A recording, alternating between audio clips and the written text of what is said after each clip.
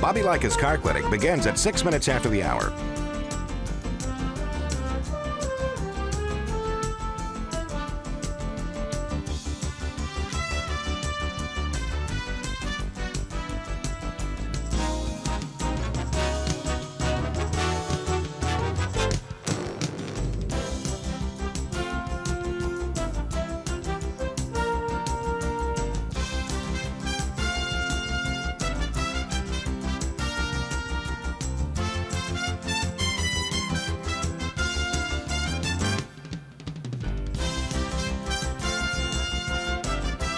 Bobby Likis Car Clinic begins at 6 minutes after the hour.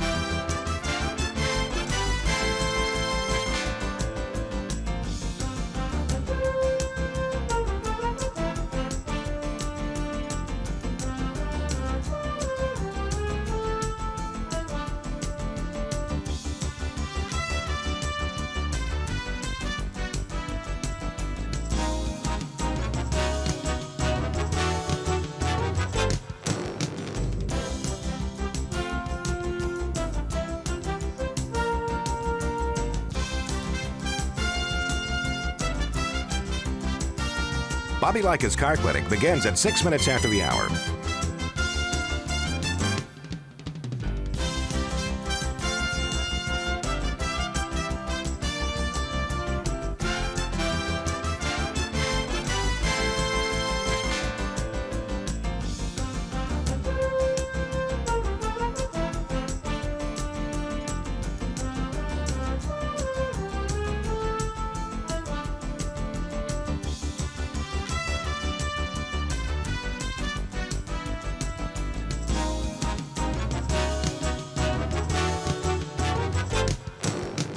Bobby Likis Car Clinic begins at 6 minutes after the hour.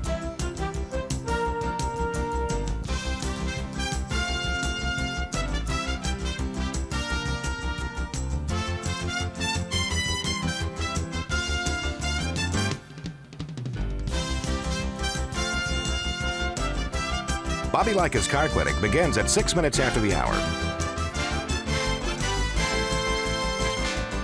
Countdown to 3-minute mark. 5, 4, 3, 2, 1, mark.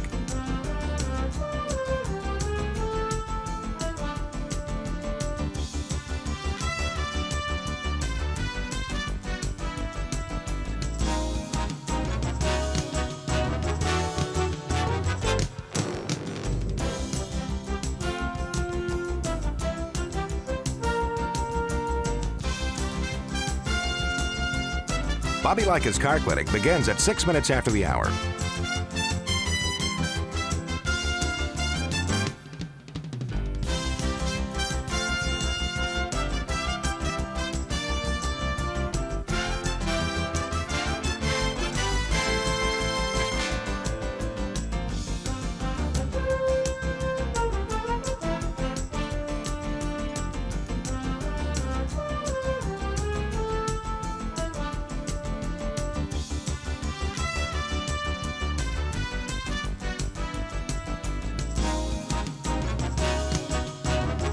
Bobby Likis Car Clinic begins at 6 minutes after the hour.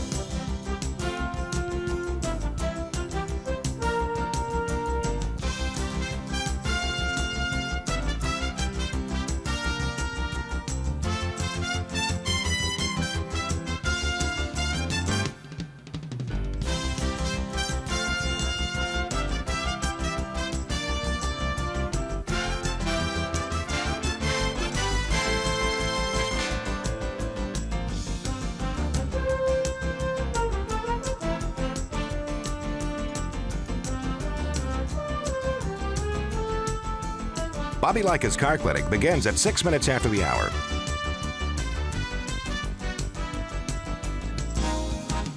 Countdown to 1-minute mark. 5, 4, 3, 2, 1, mark.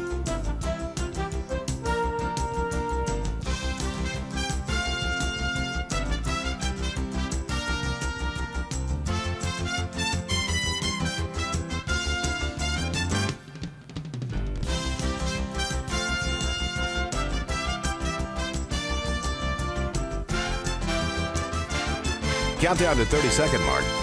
5, 4, 3, 2, 1, mark.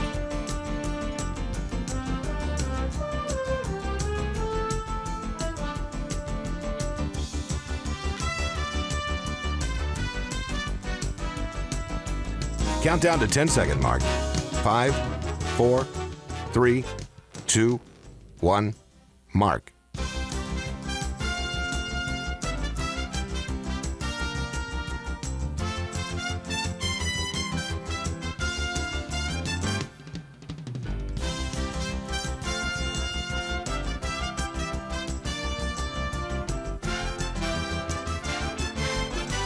Welcome to Bobby Likis Car Clinic. If you have a car question for Bobby, call now at 1-800-264-5454, toll-free from anywhere in America. And now, here's your host, Bobby Likis. And thank you, Marty. Welcome to Bobby Likis Car Clinic, folks. Sit back, ride along with me this hour, and let's have some fun, some car fun. We're also going to have a guest in the house, Tricia Morrow.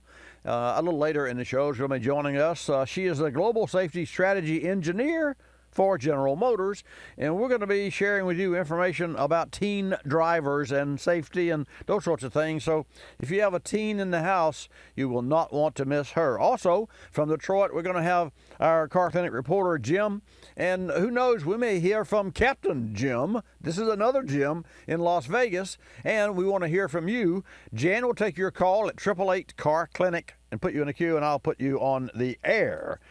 This segment of Bobby Likis Car Clinic is brought to you in part by Power Frame Grid Technology. Folks, batteries may look the same from the outside, but it's what's on the inside that really matters. Get a battery with the technology to be stronger and more dependable. Look for the Power Frame logo on the outside. You can learn more at powerframe.com. When I come back, I'll share with you information about the Stant Corporation.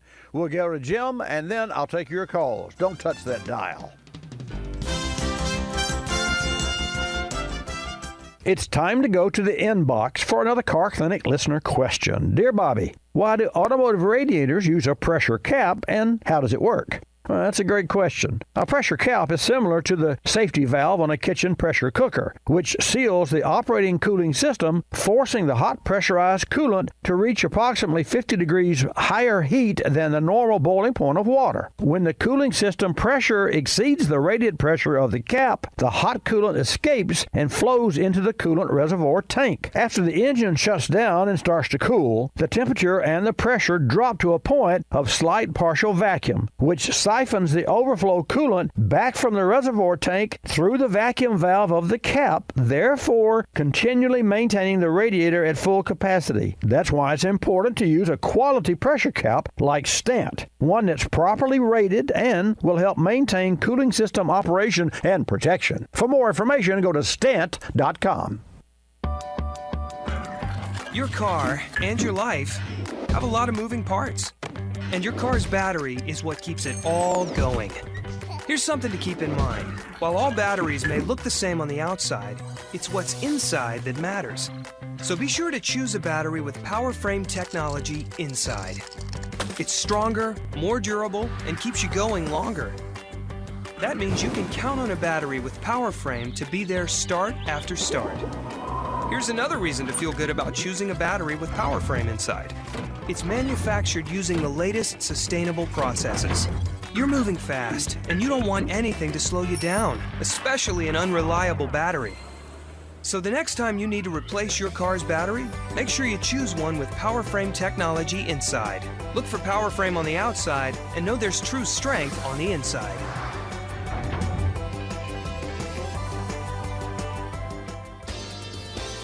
You're listening to Bobby Likis Car Clinic.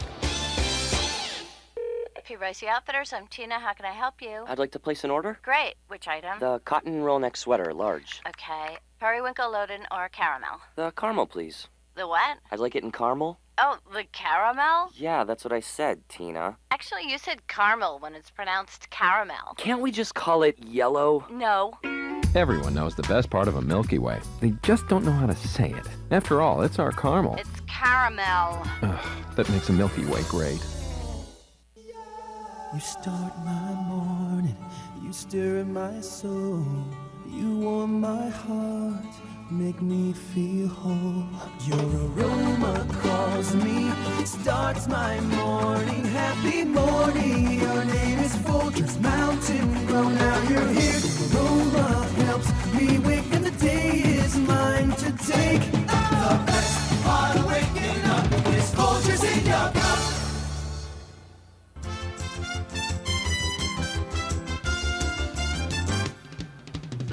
And now back to Bobby Likis Car Clinic and your host, Bobby Likis. Okay, let's get started. Welcome to this program. Every Saturday from 10 till noon, we come to you from beautiful Pensacola, Florida, actually, which is the home of the Naval Aviation Museum, the second largest museum in the world, and it's drop dead gorgeous, only second to our beautiful white beaches here. So if you're out and about, if you're in New York and you want to get out and about, come see us. Come to Pensacola, Florida.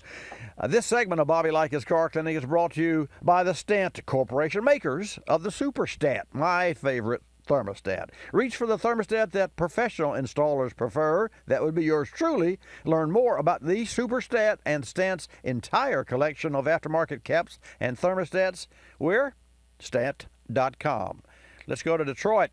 Jim, welcome to Bobby Likis Car Clinic. I hope you're having a great day, and always good to have you join us. Good morning to you, sir. Well, good morning to you. I always tell people where to go on during the week, and that's to go and listen to the Bobby Likis Show. It's Bobby Likis, Bobby and Jim right now. So, Mr. Maestro, what did you bring us about from the car world in Detroit this morning, sir? All right, let's talk about cars. And there's another death due to the rupture of an airbag made by Takata Corporation. Yeah, I know. I heard about that. So, where's it going to end? Thursday. You know, that's tough, man. That's really, I say tough. Yeah, think if you were in that position and you lost a loved one. So, what's the latest on that? Well, the latest on that is that Takata expresses their grievances, but they express also that people contact to find out if their car is on that recall list and get on it right away. Okay. Nobody's Superman. Nobody can take shrapnel in their stomach. Yeah, I got you. So the underlying message here is that for those folks who are not sure whether or not their car may be part of that recall, they need to call their dealer to find out. And also, I might add, folks, you can go to safercar.org. Is it Safe Car or Safer Car? I think it's Safer Car. Check that out, Jonathan. Safercar.org. And you can put in and then there's a tab across the top. You can go to recalls. You can put in your VIN number. And then it doesn't matter who owns the car, even if you're the first, third, or the fifth owner. And that vehicle in and of itself, the birth certificate is the VIN, will tell you yes or no. And if so, then you best find out. What else did you bring us, sir? Okay, Bobby, let's go to Tesla. There's big news with Tesla. They're announcing that their new hardware in some of the cars now producing is 40 times faster with the response of what drivers are doing. And it can still be updated online as all their previous models have had, update online. And they urge people that they can have the chance to drive across the USA. But there's a caveat. There's a catch to this. Each state has its own regulations, and you don't want to cut through a state where Tesla's new software is not fully respected. Yes.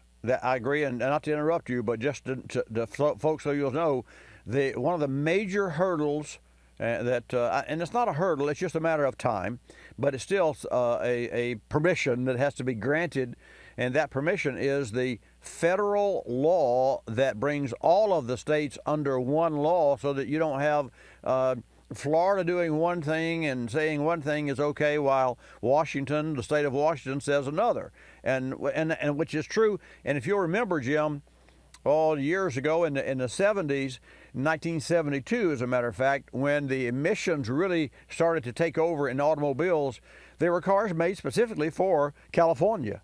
And when those cars, if you're in the military there and you moved from the West Coast to the East Coast, and you took your car to a shop, we would open the hood of those cars and we would see things that we'd never seen on the car, didn't even know what they were.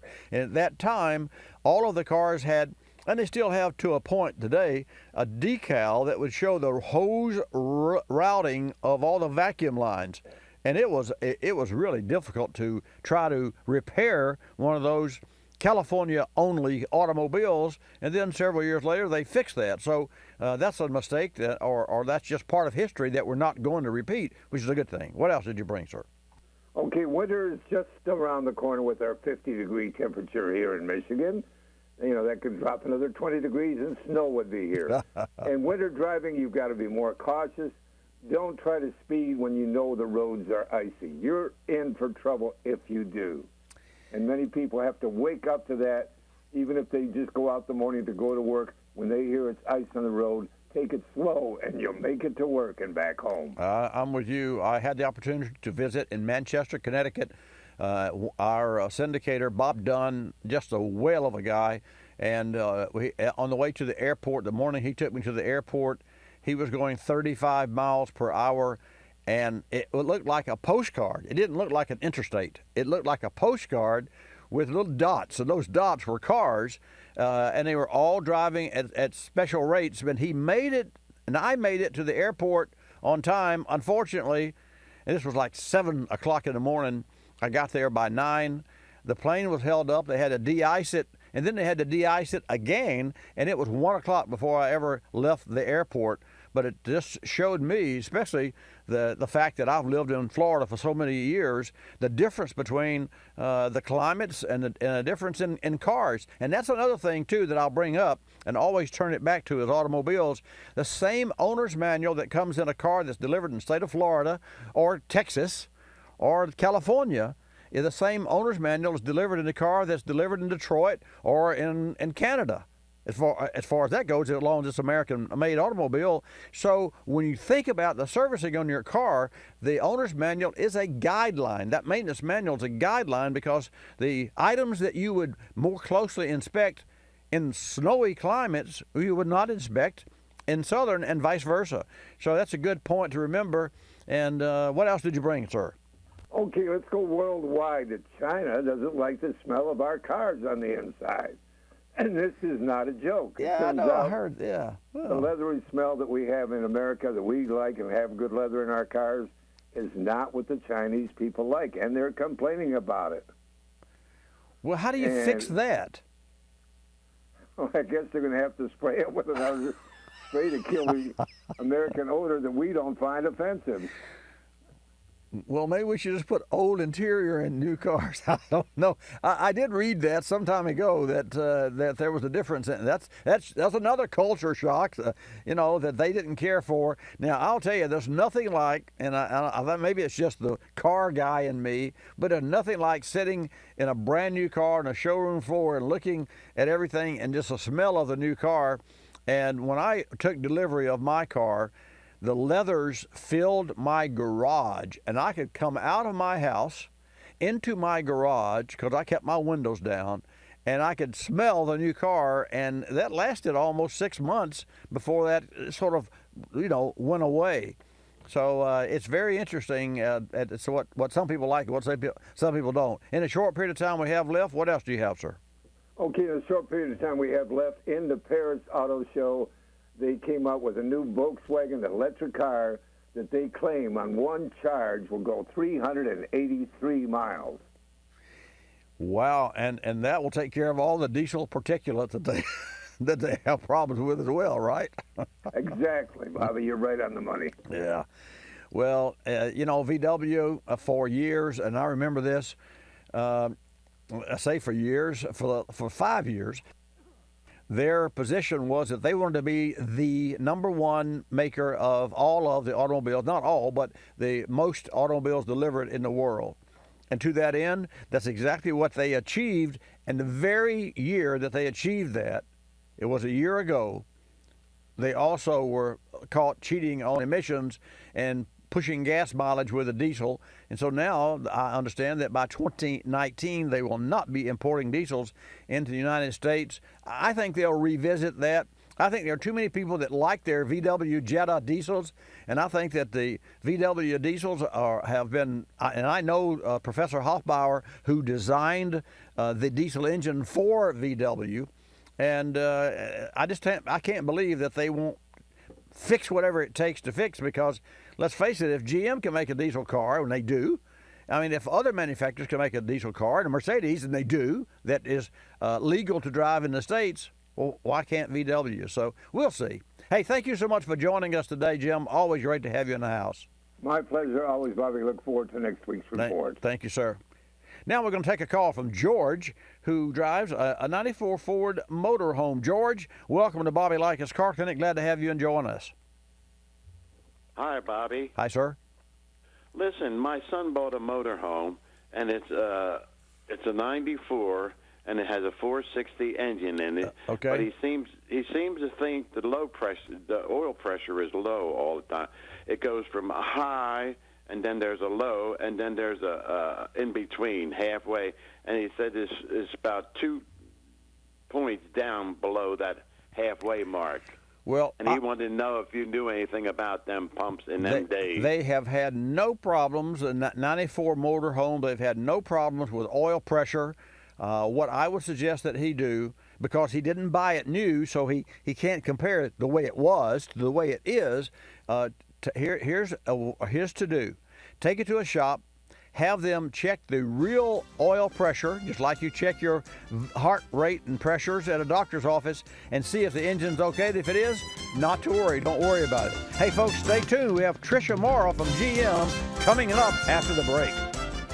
Folks, we're testing an Intune i2 performance programmer from Diablo Sport, and we'll share feedback and results over the next few months. First is ease of installation. Directions were clear, and the setup was easy. The Intune i2 is preloaded with dyno and street-tested performance programs developed specifically for your car or truck, ensuring optimal power and drivability gains. From there, you can then customize a tune tailored to your own performance needs. What a great way to boost power without even popping the hood. Diablo Sport Intune i2 has a fantastic look and now features the latest generation ARM processor for a higher resolution screen and an exceptionally responsive touchpad. You can update your i2 software on virtually any computer. Windows, Mac, Linux, and update times are fast. Even the large updates take no more than 5 minutes. I'll report more to you about the Intune i2 in the coming weeks. In the meantime, check out the i2 for yourself at DiabloSport.com. That's DiabloSport.com. I'm Bobby Likis, calling all technicians with 20 facts about ethanol. Myth is that ethanol production dramatically increases the price of corn and food. Fact is that experts from the U.S. Department of Agriculture, the World Bank, academia, non-governmental organizations, and independent consultants like Informa Economics all note that a complex and interrelated range of factors influence food prices, including supply chain costs, commodity speculation, weather, monetary policies, and oil prices. The fact remains that no statistical evidence exists demonstrating a significant link between ethanol, corn prices, and rising food costs. And according to the USDA, American farmers receive just 12.6 cents of every dollar spent on food. I'm Bobby Likis with 20 facts about ethanol, brought to you by the Renewable Fuels Association. Drive to ethanolrfa.org. You're listening to Bobby Likis Car Clinic. The airlines like to have sales. Summer getaway sales, holiday sales, winter sales. Truth is, at any moment, some airline somewhere is on sale with low fares to great destinations. Travelocity knows exactly what's going on, who's on sale, to where, and when, at over 700 airlines worldwide. We even have this nifty feature that lets you look at a calendar so that you can see exactly the days the great fares are available. Travelocity.com. Go virtually anywhere. AOL keyword, travel. Hun, guess my temperature. It's 2 a.m. Go to sleep. Come on, one guess. I'm 98. Higher. Higher at 99. You're getting warmer. Wait, I'm getting warmer. Cold symptoms keeping you from getting a good night's sleep? Get NyQuil, the nighttime sniffling, sneezing, coughing, aching, stuffy head, fever so you can sleep better to feel better medicine. Use as directed. One more guess. 100? Yes. Tell her what she's won, Bob.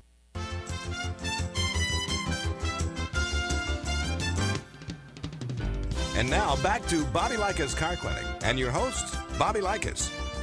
And welcome back to Bobby Likis Car Clinic. Fantastic program today. Call with your car questions at 888 Car Clinic. Folks, this is National Teen Driver Safety Week. If you are one, a teen that is, or have one as a parent, listen, because this one's for you, and it's about vehicle crashes, which are the leading cause of deaths for 15 to 19-year-olds in the U.S. With us on the hotline now is Tricia Morrow, General Motors Global Safety Strategy Engineer, to provide us with information that you just couldn't get anywhere else. Tricia, welcome to Bobby Likis Car Clinic. Thank you. I'm so happy to be here.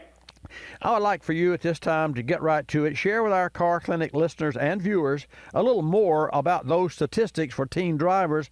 How often do they get into accidents? Well, as you mentioned, car crashes are the number one cause of death for teens, and this statistic is absolutely astounding. Teens are more likely to get into a crash than any other age group, and their fatal car rate, the fatality car rate per mile driven, is 3 times higher for teens than more mature drivers. So it is absolutely critical that we have these discussions around safe driving practices and a GM technology called Teen Driver that helps encourage safe driving practices. I did not realize that we had a 300% increase with regard to traffic deaths that are involved, and include teens. So that really brings into focus the importance of your time on Car Clinic today. So for our teens who are listening and for their parents, what are some of the factors that are involved in teen driving accidents? I think the primary factor in teen driving crashes is going to be overall inexperience. And I want to put the caveat out there. It doesn't mean that teens are bad drivers. It just means they haven't logged as many hours on the road as some of the more mature drivers. So what our Teen Driver feature does is it really helps restrict some risky behaviors that we see, not only with teens but also with adults, but this is built into our Teen Driver feature, which address the issues such as wearing your seatbelt, speeding, and as I said, that lack of experience, which we know can lead to a crash. And to that end, we've all been a teen at one time or other, and for me, it was a question of having to go through an accident. Fortunately for me, I was okay, and I didn't injure anyone else. But once you've gone through something, you realize just how off base. And for me, it was even a dumb thing to do because I was overdriving my automobile. That's a big automobile. It's a lot of weight. You've got rainy roads. There's a lot of reasons. So it's really important, folks, to tune in and to hear what Tricia is sharing with us. Tricia Morrow is the General Manager, General Motors Global Safety Engineer. So, Tricia, tell us more about the technology that's helping keep kids safer these days. Well, the technology that we're talking about today is Teen Driver. Teen Driver is activated in your vehicle by activating a specific key. So the parent could be driving the vehicle with normal operation, and then when that teen uses that specially activated key, Teen Driver is active just for the teen. Teen Driver feature addresses things such as seatbelt use. We know that wearing your seatbelt, whether you're a teen or anyone, is the number one thing you can do to protect yourself in a crash.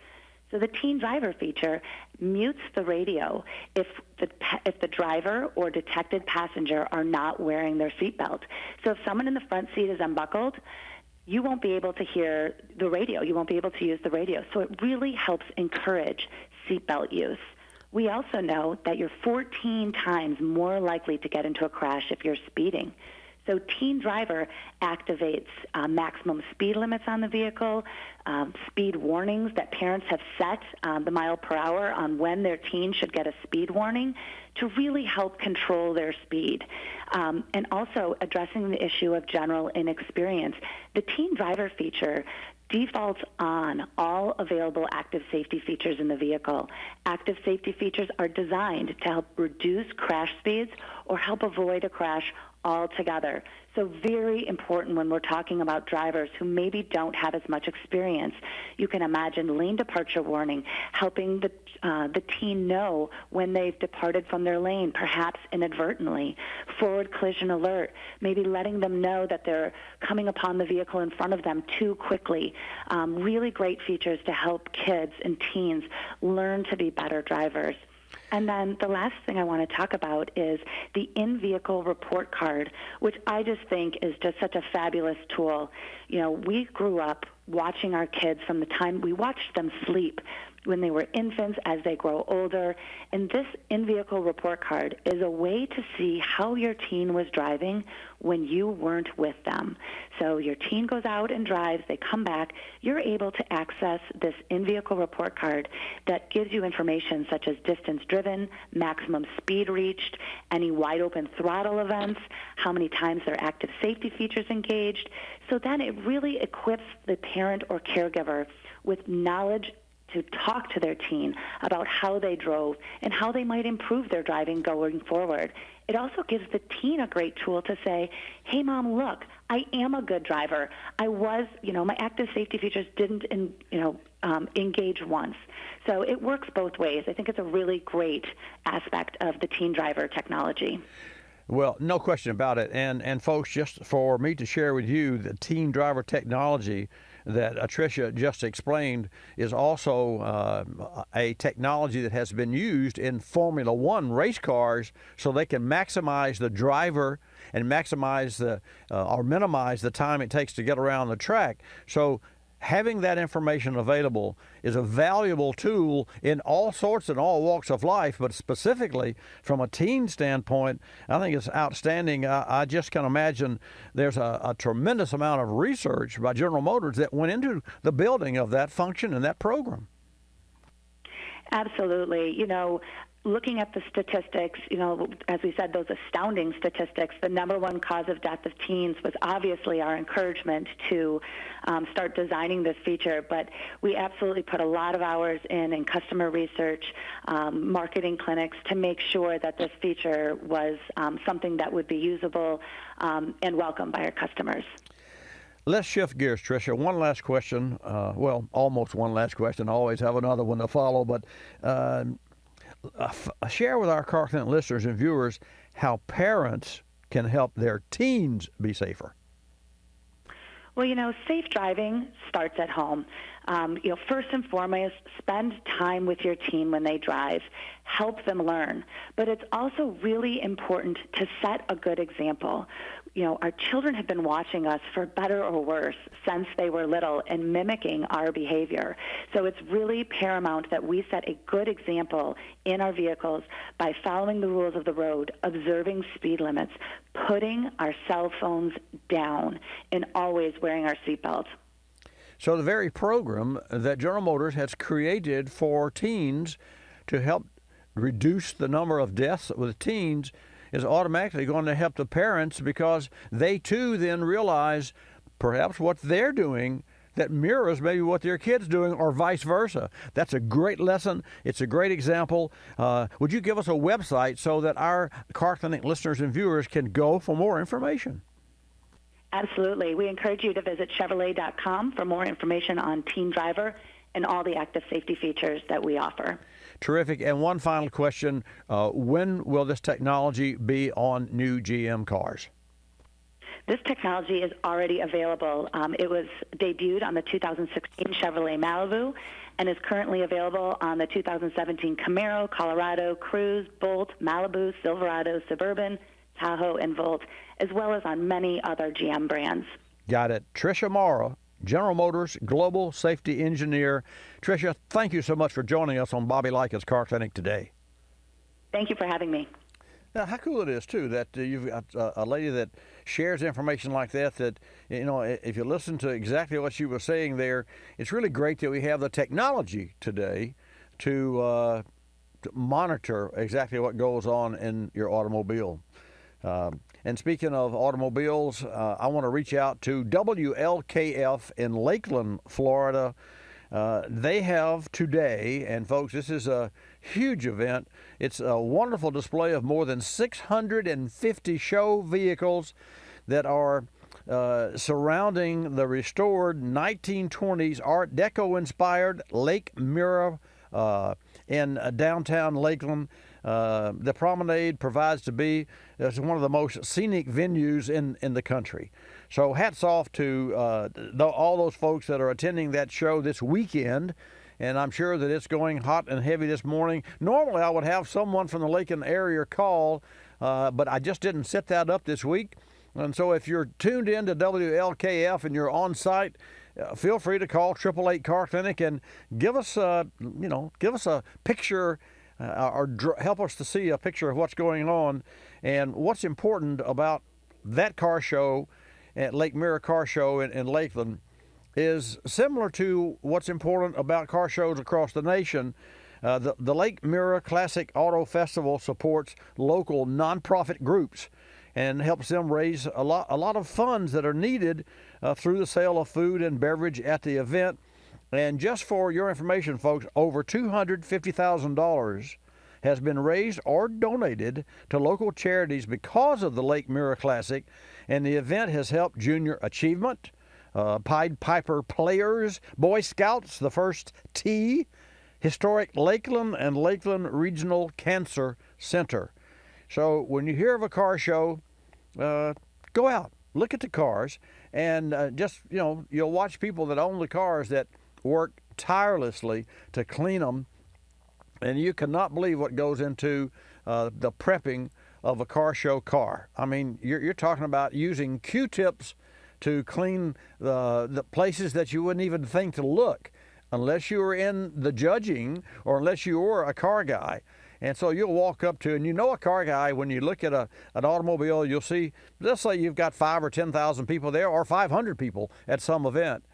You watch the person who is a car guy will walk up to another person's automobile, put his or her hands behind his back so that he doesn't touch the car. You do not walk up to a gorgeous car, and the first inclination is, for those of you not into cars, is to look at it and you want to touch it. Don't do that. I mean, and they being the owners may not say anything, but that's sacrilege. Do not touch that car, because the very place that you touch leaves a fingerprint. And you say, well, that's not going to hurt the car. Maybe, maybe not. If you have a ring or a watch, you could scratch it. But it's just a respect for the individuals that pour their heart and soul into the restoration of an automobile. I have one just outside the Car Clinic studio, a 1980 Porsche that I absolutely loved and just enjoy having there. I'm going to take a short commercial break. Come back. Jen will take your calls at 888-227-2546. This Tire Maintenance Minute is brought to you by General Tire and the G-Max AS03, the ultra-high performance all-season tire. The G-Max AS03 features a V-shaped pattern with aqua-cleave groove elements that help channel and direct water out of the tread for excellent resistance to hydroplaning. Driving on an improperly repaired tire is as unsafe as a tire with worn tread, cracks, or other issues. To repair a tire, the puncture area needs to be approximately a ½ inch or more from the sides and not larger than 1/4 inch hole. The recommended repair is a plug or patch, which requires a very specific procedure, including buffing the inside of the tire, prepping the area to be repaired, and allowing glue to properly dry before reassembly. Not following these guidelines can result in tire failure and put you, your vehicle, and the vehicles around you in harm's way. Learn more at GeneralTire.com. You're listening to Bobby Likis Car Clinic.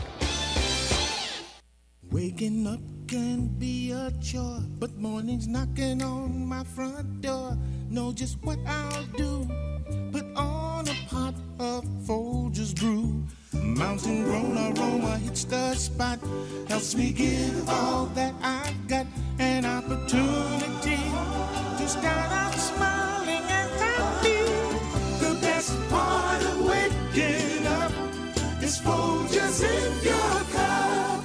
I'm privileged to be involved with Capstone Adaptive Learning, formerly known as United Cerebral Palsy, for over 25 years. Since 1953, Capstone has provided quality care programs for persons with developmental disabilities like autism, cerebral palsy, Down syndrome, and intellectual disabilities. Dr. Sherry White with her team are dedicated to Capstone's clients, and 100% of your contributions stay local to serve those in this community. Go to capstoneadaptivelearning.org to see the difference Capstone makes. Technology moves at the speed of innovation, and today, that's lightning fast. So when you get your hands on the latest tech, don't forget to do the right thing with your old devices. Recycle them. The Consumer Technology Association and its members are making recycling your old tech device as easy as purchasing new ones. Just go to greenergadgets.org, type in your zip code, and you'll instantly find the responsible recycling location closest to your home. You'll also find lots of tips to simplify your recycling, like asking the store where you buy your new TV if they'll haul away your old one. Television sets, video game consoles, smartphones, tablets, they're all recyclable. Don't let them clog up your local landfill. Just visit greenergadgets.org. You're sharp enough to get the latest tech tools into your home. Now be responsible enough to get your old devices to the recycler. That's greenergadgets.org.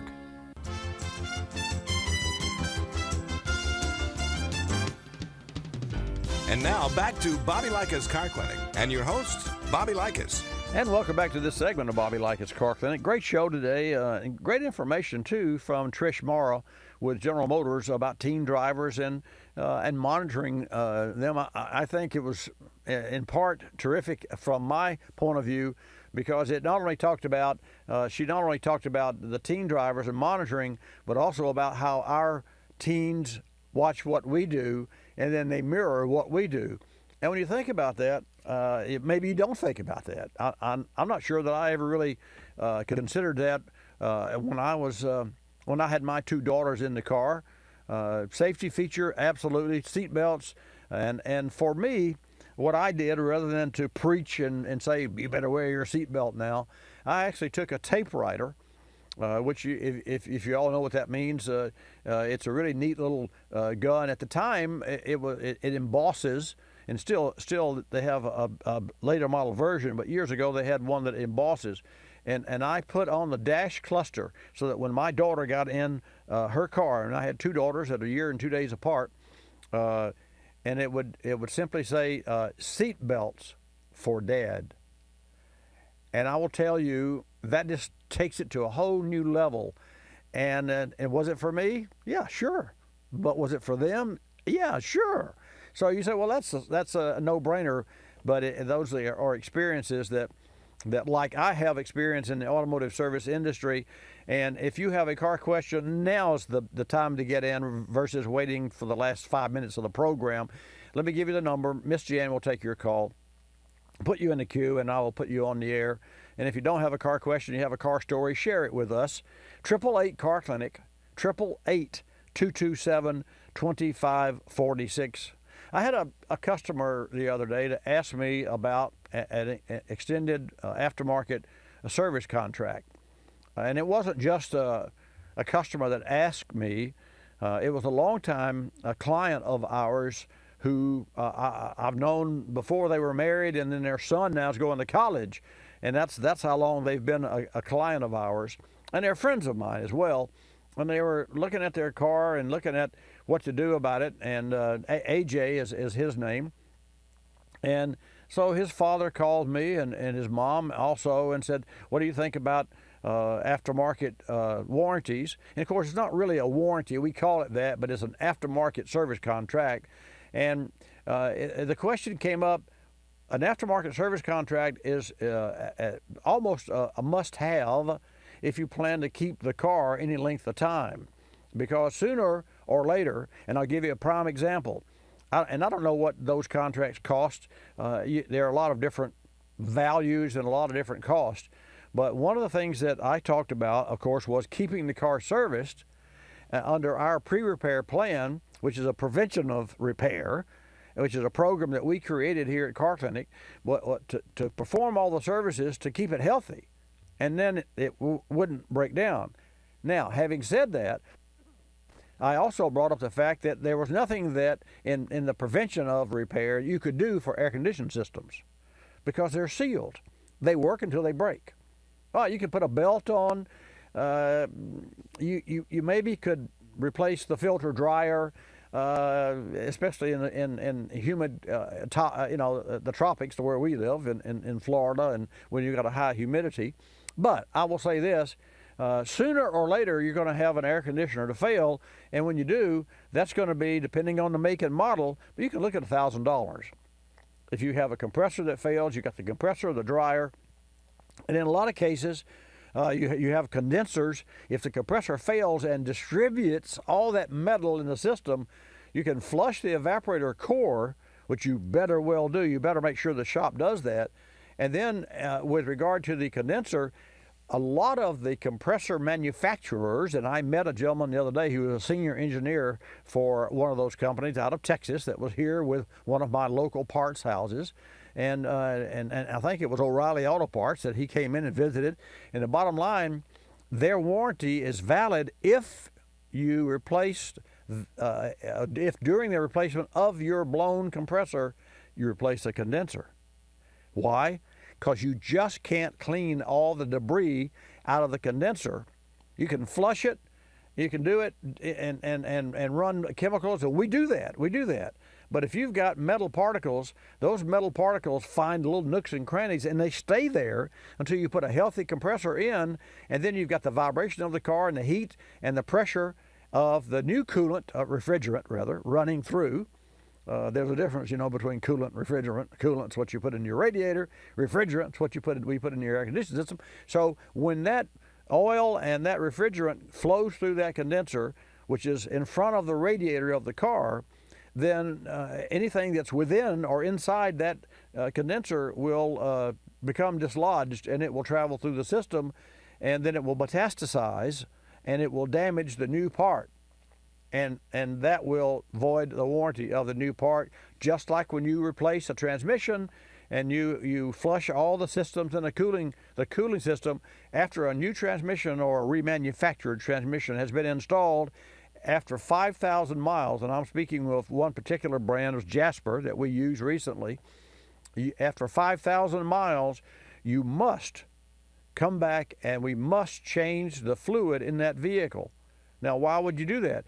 That's because you're putting a new or an as-new remanufactured unit in a vehicle that has the possibility of old parts, old contaminated fluid, even if it's a small amount of fluid. So those are to-dos that you need to make sure that when you have a problem with a component, a major component, whether it's a master cylinder, wheel cylinders, calipers, radiators, water pumps, that you upgrade the environment that unit lives in.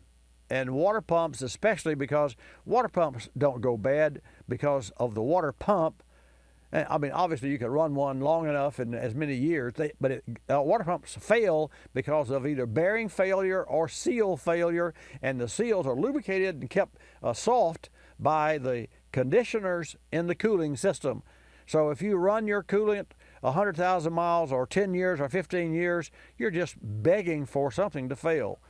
Let's go to Mike and take a call from Mike, who has an 07 Ford Econoline. Mike, welcome to Bobby Likis Car Clinic. Glad you called. Hi, Bobby. Thank you. I've got a 2007 Econoline van. It's 352,000 miles on it. Wow. Just about broke in. Yes. And it's amazing. It doesn't burn any oil. I've put two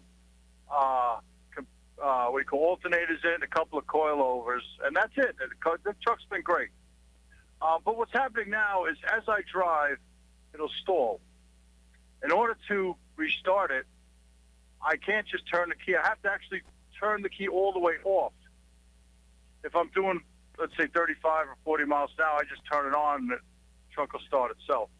But otherwise, if I'm doing less than that, I have to throw it in neutral and turn the key all the way off, depower the whole truck. Right. And then start it back up again. If I don't turn it all the way off, it'll just sit there and turn and turn and turn, and nothing will happen. So let me understand. You're driving down the road. The engine will automatically shut off, and even if you put it in neutral and you happen to be going 30 miles per hour and go to the crank mode, not having turned the power off, but the engine is off because of whatever's causing it, it refuses to start.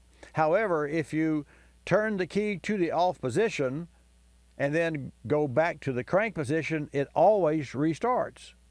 Correct. Well, let me say this, the first thing that concerns me about that, and you know this, when you go to the off position, you're turning not only the system off, but I don't know if the 07 has that, you're locking the steering wheel. So that's really, that's not a good thing to do. You should pull over, number one, even though it's, you still will have brakes, and your steering will be much harder than normal, but that's okay. You've dealt with that before. Let's see what reboots. Okay, we know that the computer reboots. We also know that the relay for the fuel pump reboots. And that's where I'm leaning towards. Yeah, have you ever put a fuel pump on the vehicle? 2 alternators, Bobby. That's it. 300-something thousand miles. 351. Gosh, I don't know where to start. Something. I don't know where to start here. How many water pumps you put on that car? Now, tell me the truth. None. Really? None. Well, you are the exception, and you must be a great car care person, because you've really car steward. You've taken great care of that vehicle, because the 300,000+ miles in any stretch of the imagination is a lot. What is that? 6 times 4 times 3. That's 12 times around the earth. Yeah, it's a work truck. I do I do quite a bit of driving. Well, here's my only concern about the fuel pump, and you and I are headed in that direction. We haven't said it specifically, but if the fuel pump, it's easier to keep the fuel pump running than it is to make the fuel pump run to start with. So the fact that you turn it off and back on tells me that it's not the fuel pump that's failing, but Correct. It could be the coil in the fuel pump relay. And and you know what, Mike? That's a no-brainer, because you could replace the relay, and if that didn't fix it, so what? You're not out any money. I mean, right. Relatively speaking. So, right. For grins, I would replace that. Let's see what else. There's a crankshaft position sensor that could cause the problem. But normally, when that system goes bad, that sensor goes bad, it's not heat related. It doesn't have a load on it. I'm trying in my mind, where's the load here? And the load is on, the biggest load would be on the relay that drives the fuel pump. And it would be interesting if you had if I were testing the vehicle, I would secure a fuel pressure gauge and watch it. And when the engine died, now we know that the gauge is going to die. Here's what you can do. There's 2 things, and I'm trying to be as specific as possible so it'll save you some money. Number one, go ahead and replace the fuel pump relay. Right. If it's outside of, and I'm sure it is, the PCM, and I'm sure that it is, the PCM triggers it. And also have a shop to perform a fuel pressure and volume test and residual pressure test. Now, what's the residual pressure? Residual pressure is a good example is you're washing your car with a hose, and you got the spray gun, and then in between rinsing the car, you're going to wash one part and rinse it, and then you're going to put the gun down. Even if you turned off the water at the faucet, you still will have pressure in the hose until you release it with a gun, right? Correct. Yep. Okay. So in your fuel system, and this is true for every car on the road, and especially your, with injected car, fuel injected cars, well, you turn the key off, there's residual fuel pressure. So let's say that and the average is 50 psi. That's what your spec could be 20, it could be 70, but let's just say the average is 50 psi of pressure operating. So when you turn, and you've got a fuel pressure gauge, not you, but a shop has, and you turn the key on, you run, it's 50 psi, that's cool. You turn the key off and watch the fuel pressure gauge. obviously, when you turn the key off, the pump stops, but the pressure within the rail, the fuel lines from the pump to the injectors are retained. Some of that pressure, not all of it, but it will settle down to no less than 40% of what you're running. So you're looking at 20 psi, and then overnight it bleeds off, and then every time you turn the key to start any car that's with electronic fuel injection, any car, 3/4 of a second of bzzz is the relay sending signal to the fuel pump to energize and rebuild that pressure that's there that bleeds off automatically. I said all that to say that if you check fuel pressure and you've got the right pressure and the right volume, and then you turn the key off and lose all the pressure, then you know that you've got a leak in the pressure regulator or the fuel pump or an injector. The only challenge that I have with that, now that I'm overanalyzing your problem, so what else is new? The only problem I have with that is that if you had such a problem as a check valve, you would have a slow to light off. It would not jump to life immediately. And I don't think you're having any problems in that neighborhood. So I think you've got an electronic shutdown, and the highest mortality rate and the biggest load would be the fuel pump relay. You have nothing to lose, so try it. Absolutely. And you know what's funny is it doesn't matter what speed I'm going. I could be pulling out of a parking lot or doing 70 miles an hour going down I-95. You know, I could be driving right in front of the Daytona Speedway or going right past it on 95, and it doesn't matter. And some days it'll make me crazy and do it all the time, and some days I'll only do it once or twice. And you know, and Mike, I'm glad you said that, because folks, here's a takeaway for you on this conversation. If Mike's going down I-95 at 75 miles per hour, or in his 070 Econoline, or if his vehicle is parked in his driveway idling, the fuel pump is flowing the same amount of fuel. The engine is taking less of that fuel, but what it doesn't take goes right back to the tank round robin, up and back, and it circulates. So when you think about that, and now that I've said that, always replace the fuel filter. So so a filter, and then when you do replace, in closing, when you do replace the filter, back pour the old fluid so you see what comes out of there, so you can judge and get a blood sample of the fuel. Hey, thanks for calling, Mike, and folks, thanks so much for tuning in this hour of Bobby Likis Car Clinic. Likis, you'll love us. This is Bobby Likis Car Clinic. Bobby Likis Car Clinic is a copyrighted presentation of Car Clinic Productions Incorporated and may not be reproduced or rebroadcast without the express written approval of Car Clinic Productions Incorporated.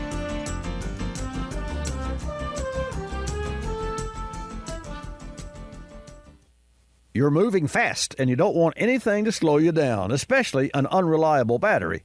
Be sure the next time your car needs a new battery, you choose one with PowerFrame grid technology inside. It's not only 66% more durable than other grid designs, it's manufactured with the latest and most sustainable processes. Look for PowerFrame on the outside for true strength on the inside. Visit PowerFrame.com to find a retailer near you. That's PowerFrame.com.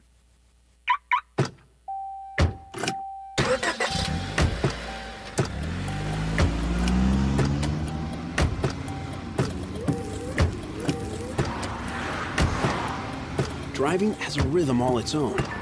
Don't wreck it with a text. Before you get behind the wheel, silence your phone. Or better yet, designate a texter. For more text-free driving tips, visit stoptextstoprex.org. Brought to you by the Ad Council and the National Highway Traffic Safety Administration. You're listening to Bobby Likis Car Clinic. If you're familiar with the Kulseford section of the newspaper, you probably understand this message quite well. You see, in the Kulseford section, everything gets abbreviated. Consonants, vowels, prepositional phrases, the very building blocks of our language are thrown right out the window. And that makes it difficult when you're trying to sell your car. You've got a limited amount of space to work with, and by the time you abbreviate the description of your car down to a couple of fragmented sentences, it sounds less like a car and more like a Bluck sedan with sniffed like new condition lemals.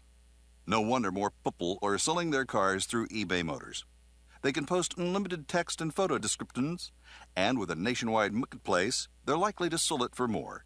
Plus, both parties can be covered by eBay's Vehicle Protection Program. Buyers are happy, sellers are happy, and no one's a berverding. eBay Motors, a better way to sell your car.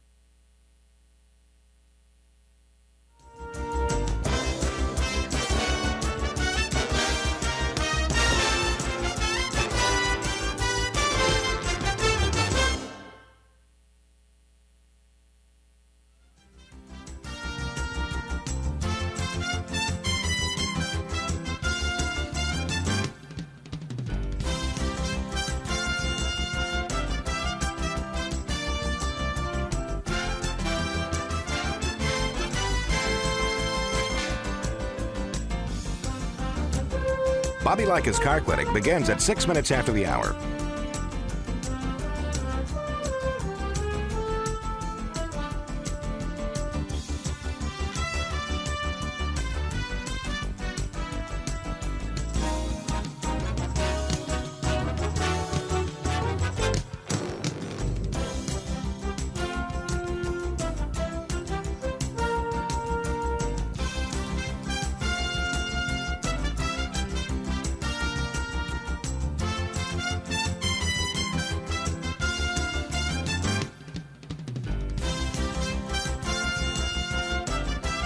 Bobby Likis Car Clinic begins at 6 minutes after the hour.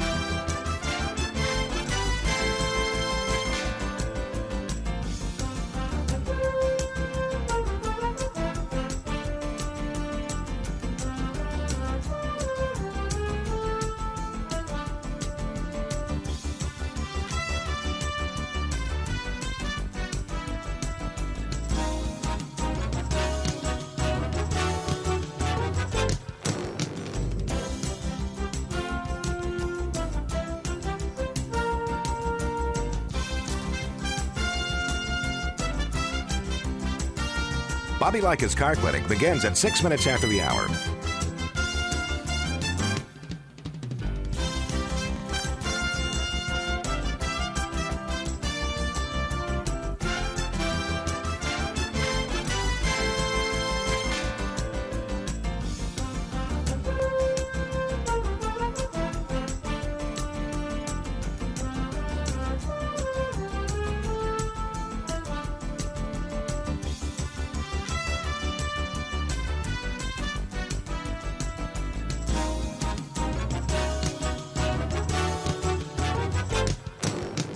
Bobby Likis Car Clinic begins at 6 minutes after the hour.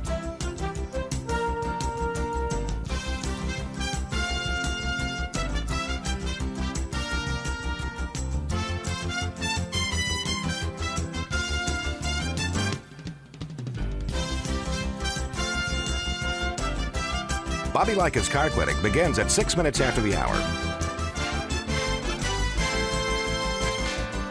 Countdown to 3-minute mark. 5, 4, 3, 2, 1, mark.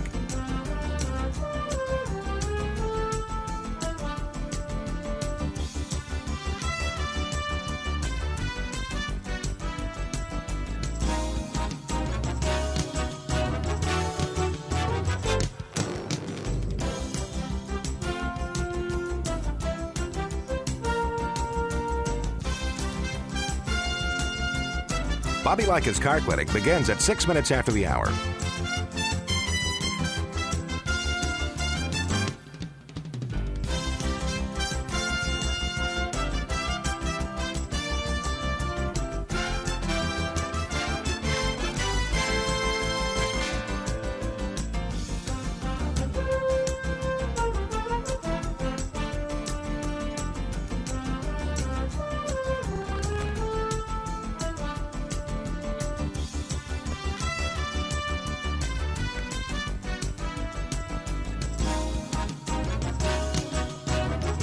Bobby Likis Car Clinic begins at 6 minutes after the hour.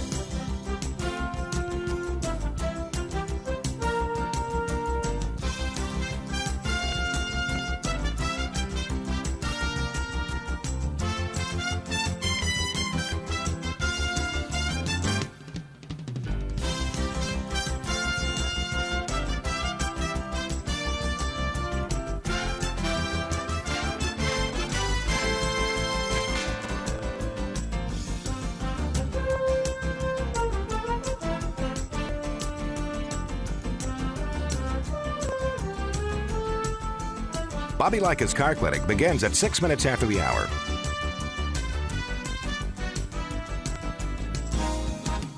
Countdown to 1 minute mark.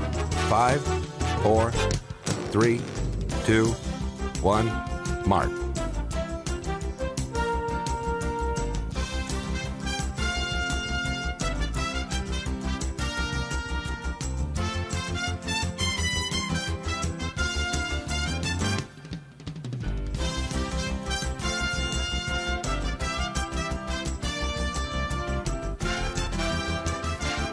Countdown to 30-second mark. 5, 4, 3, 2, 1, mark.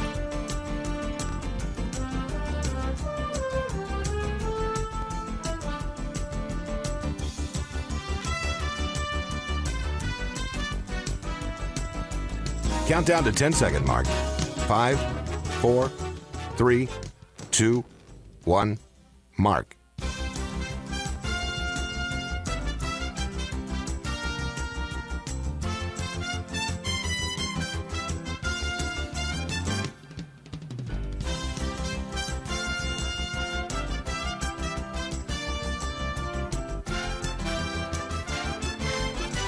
Welcome to Bobby Likis Car Clinic. If you have a car question for Bobby, call now at 1-800-264-5454, toll free from anywhere in America.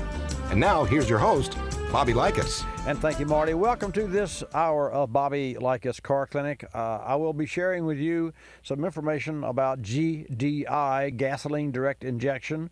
I will be sharing to those of you who drive Audi automobiles some information about carbon buildup and some problems and challenges that you should know about. I'll also be sharing with you some information about whether or not we should retain the mirror structure that we have in cars today, the rear view mirror, or go with electronics. I'll share with you the gas mileage, the latest national average, which is up and down across the country, and I'll take your calls. And that's primarily what we're going to do this hour. Is to Miss Jan will take your call at 888-227-2546. Put you in a queue, and I will put you on the air. This hour of Bobby Likis Car Clinic is brought to you in part by O'Reilly Auto Parts. 1 out of 4 batteries will fail this winter. Get yours tested for free during Super Start Battery Month at O'Reilly Auto Parts. And if it needs to be replaced, O'Reilly has the Super Start battery for you. O'Reilly Auto Parts. Better parts, better prices every day. And I have to tell you, I also will be sharing with you information about fuels. And when I say fuels, specifically ethanol, because the Auto Club has been monitoring their calls as regard to what breaks down, and it's not about ethanol. Stay tuned. I'll be back with your calls coming up.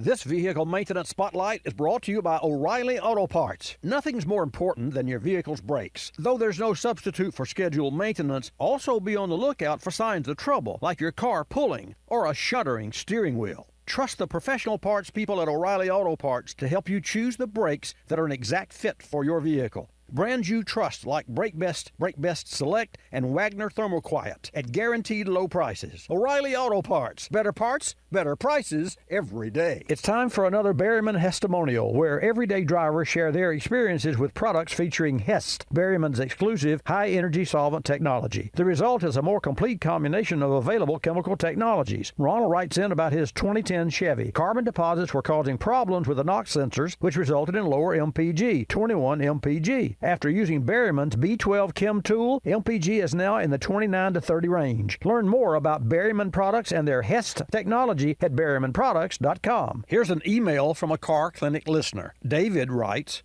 "What's the amber light on my dash? It looks like a cork pointing at an angle to a picture on the side of the car.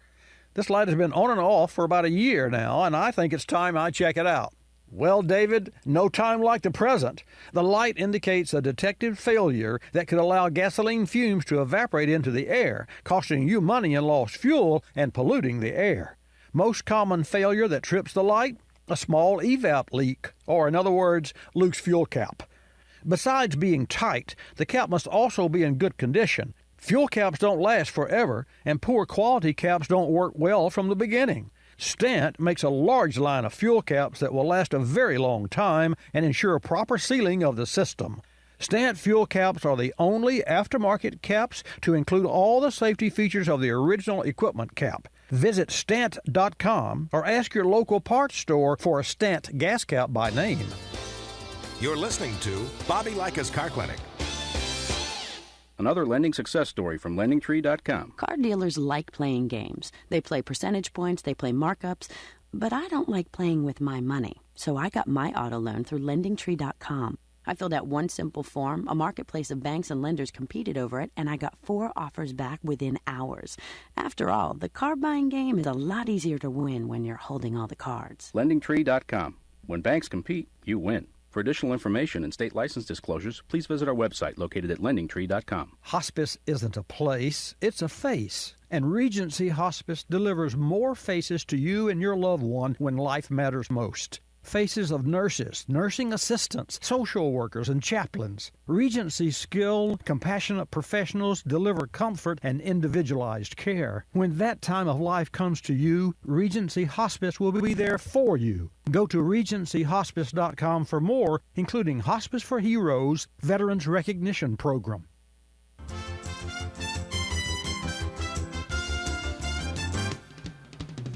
And now back to Bobby Likis Car Clinic and your host, Bobby Likis. Okay, let's get this hour started. And here's how the show is formatted. I will give you the number. Miss Jan will take your call, and I will answer your car questions. We have just normal conversations. You do not have to know what you're talking about with regard to the automobile.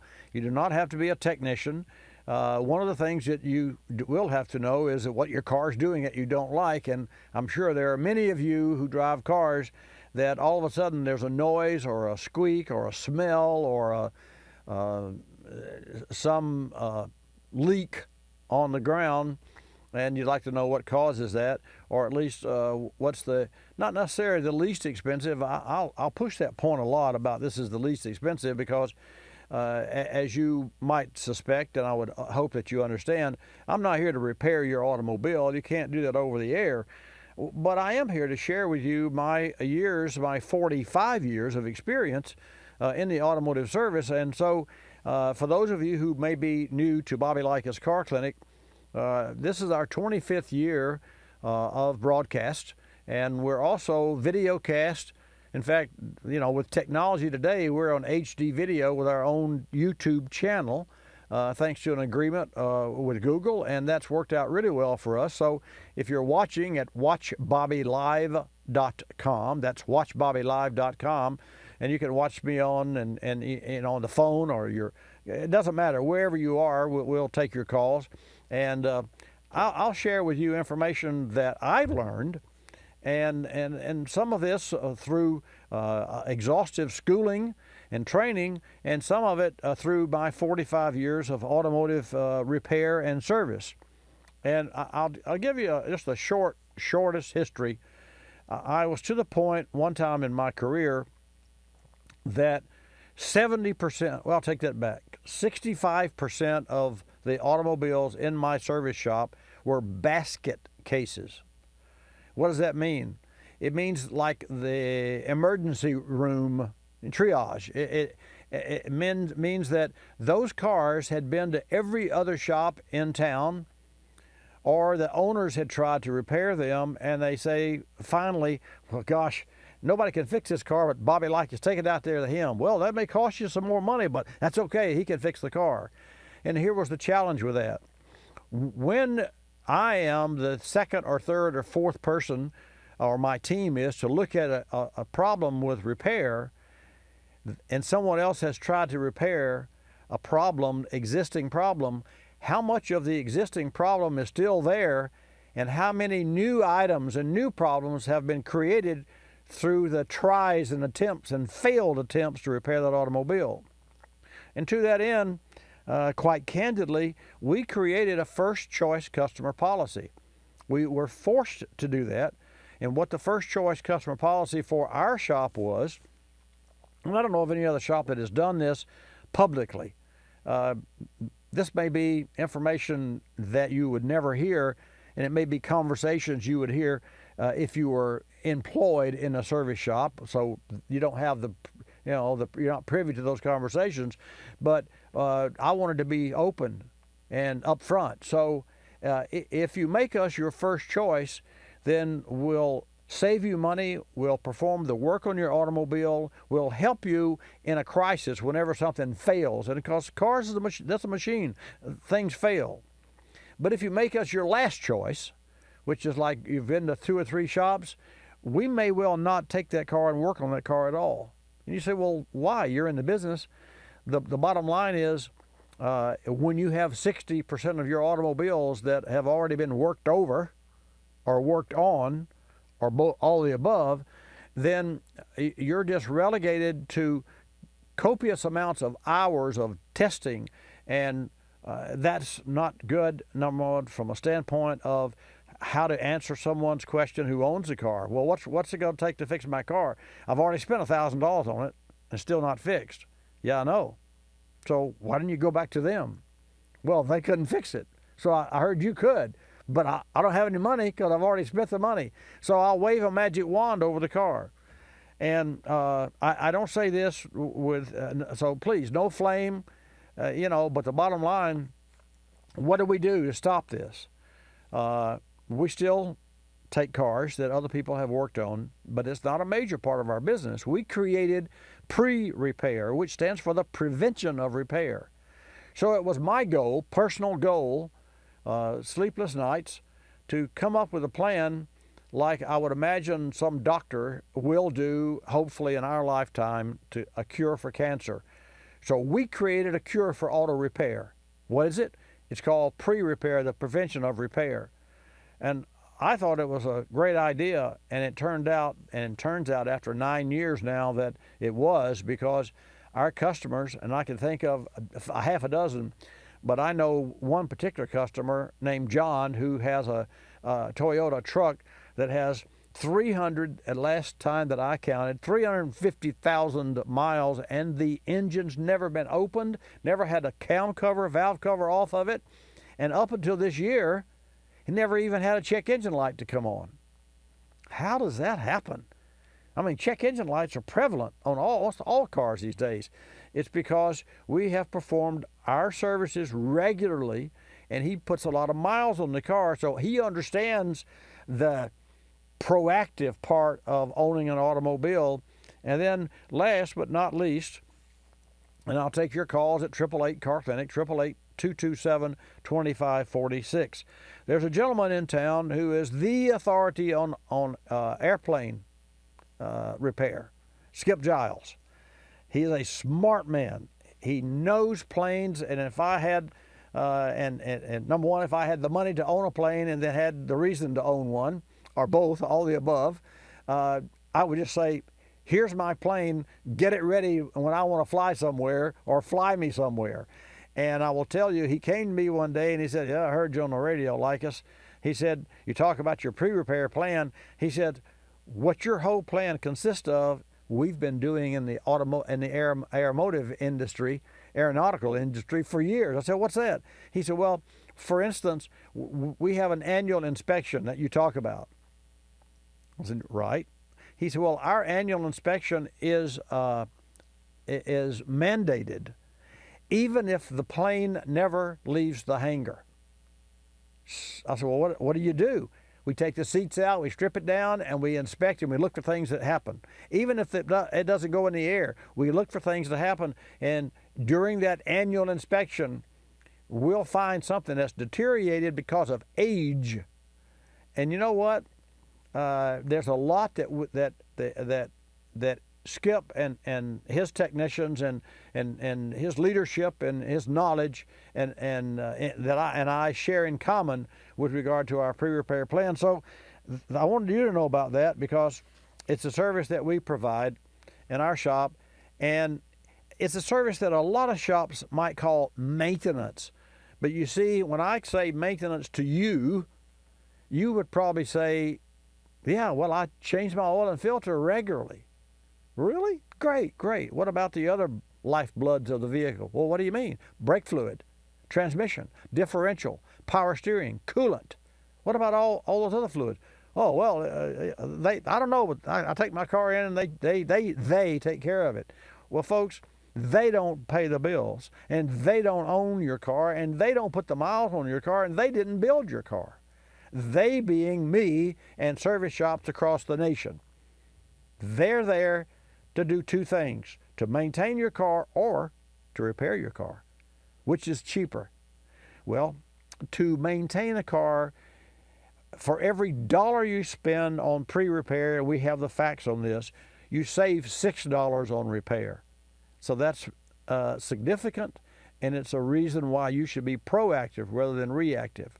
Let's go to New York and take a call, and then we'll take other calls. Jan will at 888 Car Clinic and put you into the queue, and I'll put you on the air. Jim with an 02 Caravan from New York. Welcome to Bobby Likis Car Clinic. Thanks for holding.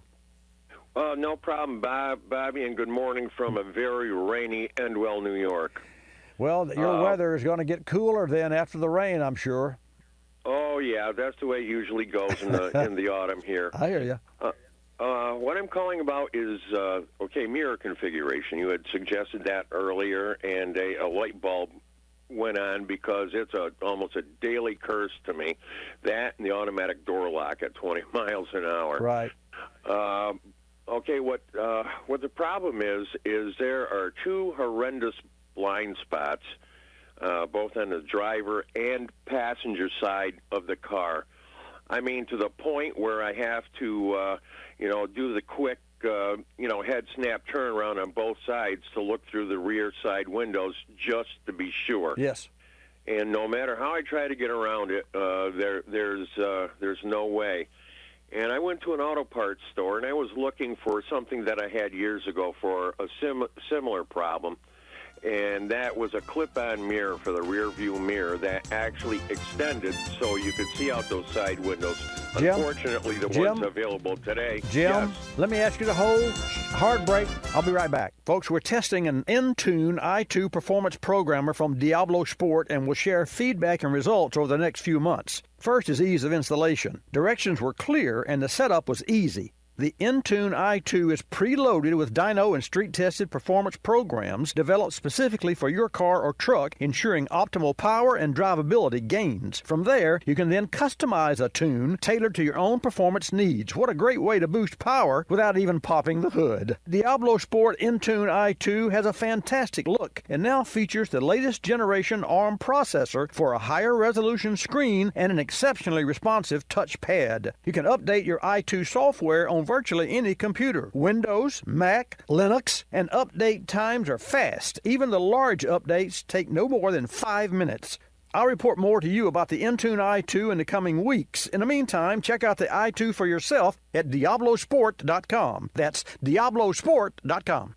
I'm Bobby Likis, calling all technicians with 20 facts about ethanol. Today's fact is about the difference between cellulosic ethanol and advanced ethanol. Cellulose refers to the material comprising the cell walls of any green plant and is the most common organic compound found on Earth. Cellulosic ethanol is produced by turning the sugars in cellulose into alcohol fuel. Advanced ethanol, by comparison, is sourced from non-cellulosic feedstocks, including sugars and starches other than cornstarch.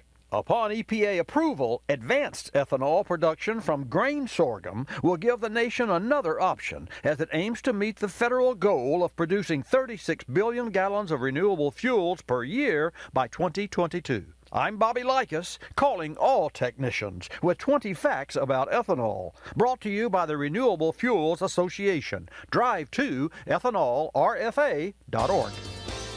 You're listening to Bobby Likis Car Clinic. Telephone tip. From Geico Auto Insurance. When calling Geico to switch your car insurance, you will not need acetaminophen, naproxen, indomethacin, ibuprofen, a cold compress, an on-call acupuncturist, or any other pain remedy. In 15 minutes, you could save 15% or more. If it were any more painless, you could do it in your sleep, which is theoretically possible since we offer complete 24-hour service. Call 1-800-947-AUTO, 1-800-947-AUTO. Geico Direct, the sensible alternative. When you purchase the latest TV, tablet, or smartphone, don't forget to do the right thing with your old ones. Recycle them. The Consumer Technology Association and its members are making recycling your old devices as easy as buying new ones. Just go to greenergadgets.org, type in your zip code, and you'll instantly find the recycling location closest to your home. You'll also find recycling tips, like asking the store where you buy your new TV if they'll haul away your old one. Don't let your old tech tools clog your local landfill. Just visit greenergadgets.org.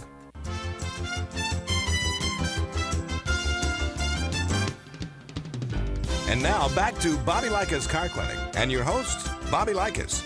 And welcome back to this segment of Bobby Likis. We're talking with Jim in New York, and so we're going to go right back to Jim, and also I'll invite you to call at 888 Car Clinic. That's 888-227-2546. And Jim's problem with his 02 Caravan was the fact that there are blind spots. So, Jim, let's pick up where we left off, and then I want to share with you some information, as I did mention at the open of the program, about getting rid of rear view mirrors, and I'd like your input, because that's exactly what this article needs, and it's asking for input from me, and I get that input from you because the two of us are both consumers. So please continue with your story.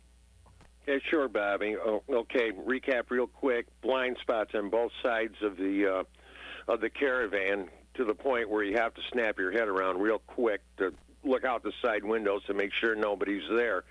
Okay, the old remedy had been a clip-on mirror that you just put on your rear view mirror, and you could see out of both side windows. Unfortunately, I can't find one for on-road use. They're all only for off-road. That, and if you could tell me where to find the front end of that thing when I go to parallel park, I'd appreciate it, because I can't find it without a 2-foot-tall hood ornament. Yeah, right. I agree with you. So here's the answer. Although this answer is not going to be for you and your particular vehicle. And Jim, I owned a '97 Chrysler Town & Country. I replaced it with a 2001 because it had the sliding doors, and so I'm familiar with exactly what you're talking about. The nose of those vehicles falls off, and so the only way you know you've reached a stopping point in the garage is either to have a ball hanging down from the ceiling and touches the windshield. I don't know how you park your car and how that works for you.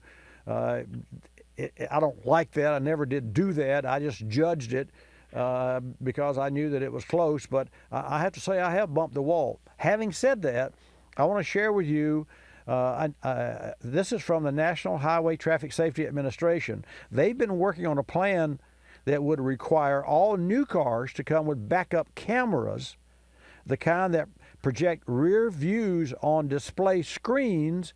And these screens are often on the vehicle's center stack, which is where the head unit is, where the radio is, and where your navigation systems are on most cars.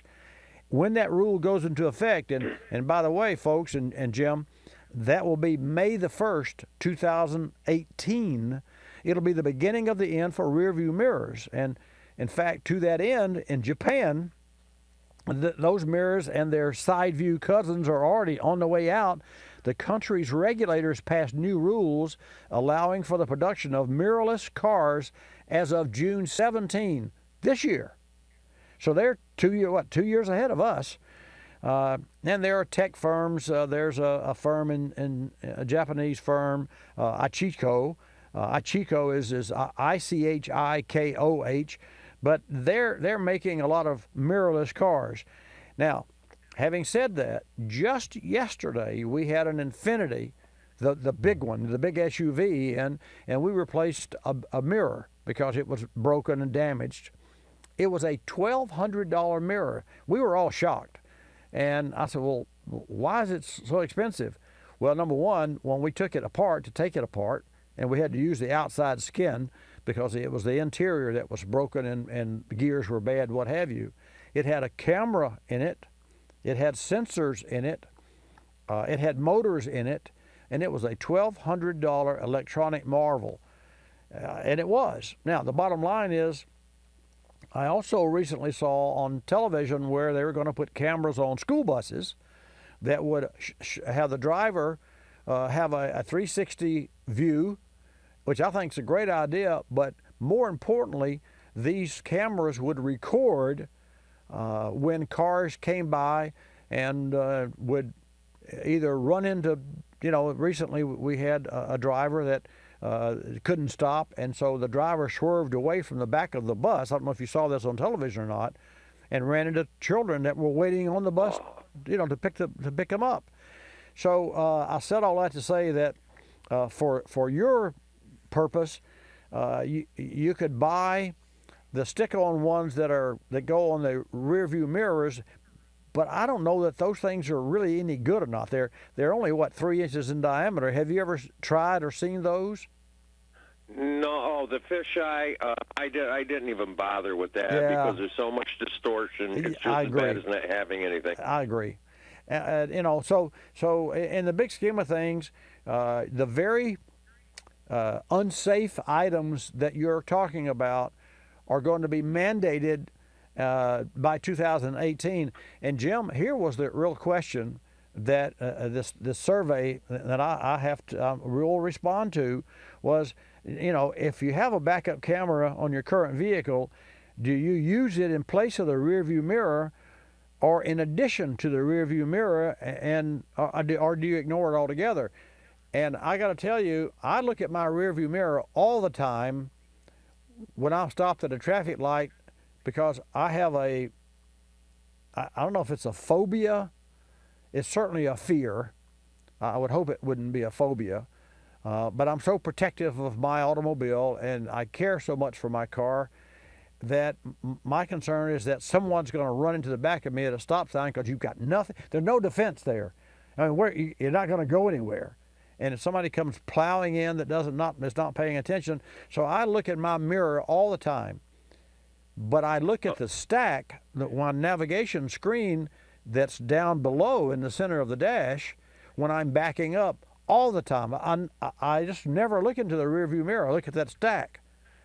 But on the highway, that would I think that'd be a great idea for on the highway having a screen on the stack. But I agree. For close up, I would trust both. And I think you gave me an idea on a front end problem, and I'd like to run it by you real quick. Sure. There's aftermarket rear view cameras. How about just putting it on the front end? Sure. Now you have to understand that where you put it and it gets dirty, you have to clean the lens for obvious reasons. But you would look at, in order to maximize the installation, because rather than having to go through the trouble to install it and then have to move the lens, look at a newer car that has it, like an Infiniti or many new cars. Kia, I actually, Michael Sprague is the vice president of marketing for Kia, and I interviewed him, and we just had a great connection. He sent me a K900 to drive for a week, and it had, think of this, think of a drone with a camera that's 15 feet above the top of the car that gives you the bird's eye view of a 360 of the automobile. That's what that vehicle had on the screen in the car. And you talk about ease of parking. When you can see 360 degrees all around you, you can see if there's a bottle or a can or a child or a toy, in the gutter. It works for Google Street View. Yeah, exactly. Google Street View. So those are the kind of things that I really like. And so I guess my question of you in closing, would you use the mirror existing as it is plus the center stack to safely drive your car going forward and or backwards? I would definitely use both of them. More information is always better. I agree 100%. So, and that's really good for those manufacturers who still make rear view mirrors. And I think Johnson Controls is one of the companies that makes. I know they make seats for cars, and they make a lot of products. They're a global company, and I have a friend that works with Johnson Controls who is the number 2. It may be number 1 this year, I don't know, leading salesperson for Johnson Controls in his division. and he's been on the president's list for several times, and he's a jewel of a guy, and he's just really passionate about what he does. But Johnson Controls makes complete interiors, like when you see robots that are putting dashes in the cars, or at least mechanical devices, so that the people that assemble the cars at the new line don't have to lift that weight of that dash, and they have to just put the bolts in because they got a machine that places it and pops it in place. Anyway, hey, thanks for your call, and that's a great topic, and it leads me into the place that I would like to be with this program, and that is on the leading edge of technology, because that is where we all will go eventually if we live long enough. And thank you, Jim, for your call. We'll now take Stan's call, and we'll take your call at 888-227-2546. Stan, welcome to Bobby Likis Car Clinic. Glad to have you in the house. Well, thank you very much. Good morning to you. Happy Saturday. Good morning, sir. I'm calling in response to your recent conversation about outside mirrors and inside mirrors. And many, many years ago, I had a friend who went to a safety class, and she taught me to take my outside mirrors on the car and kick them way out. And I have eliminated blind spots ever since. Now, what I do is, where do we ever learn where to send those outside mirrors? We did not learn. We just made them do what the inside one did, right? And not to steal your thunder, but I will tell you, I learned that, and it's uncomfortable for me, and I don't practice it. Well, I've been practicing it. I don't have them kicked completely out, because that is uncomfortable too much. Too many things are just that right on the side of the road that go by quickly. I have them kicked out enough so that if I lean all the way over, I can still see the fender. Right. Well, to my knowledge, and you correct me, if you remember that procedure, you're supposed to lean to the left and then take the driver's outside rearview mirror and make sure that you see the side of your vehicle by leaning to the left. And then when you straighten back up, you don't see the side of your vehicle. That's what makes me uncomfortable, because how do I know the mirror is where it should be? And then on the right side, you're supposed to lean to the right and do the same thing, so that your mirrors do point out more. And I know that is a proper way to do it, because I have actually, and I did this in the last month or so, I've actually started to go over into a lane there was a car there and caught myself. We've all done that, because I didn't see the car. I was able to reteach myself, and I even learned it while I was racing, and it's really important while you're racing. Oh yeah. Oh yeah. So I've got this. I've got the mirror in the center to tell me what's going on behind me, and the mirrors on the outside to tell me what's going on beside me. Well, Stan, when we come back from the break, I'm going to share with you some information that is about racing, but also about visual and cars coming up. But stay tuned.